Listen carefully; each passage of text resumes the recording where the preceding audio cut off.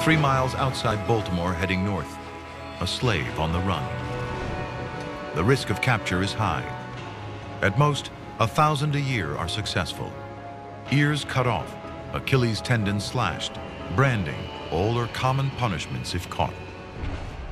Frederick Douglass has failed twice, but won't let that stop him. Men like Douglass are the South's worst nightmare. He has a better chance than most of passing as a free man. Unlike 80% of slaves, he can read and write. Even in the 21st century, we're only 3 or 4 generations away from people that not only could not get paid for their labor, it was against the law for them to read and write, it was against the law for them to marry, it was against the law for them to name their children after themselves. Ladies and gentlemen, please.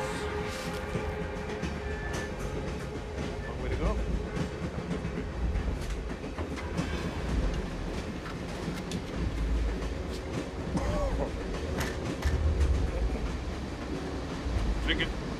Black Americans must carry documents proving they're free or who they belong to.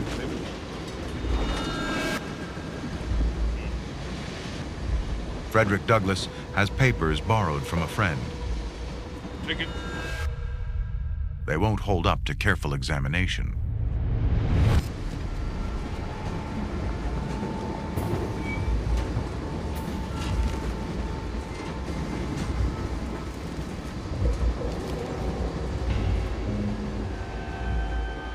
My whole future depended on the decision of this conductor.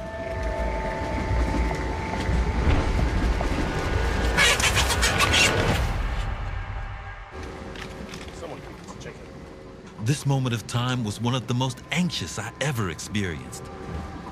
Had he looked closely at the paper, he could not have failed to discover that it called for a very different-looking person from myself. Frederick Douglass makes it to New York City and freedom, and becomes a leading figure in the anti-slavery movement. He'll write a best-selling autobiography.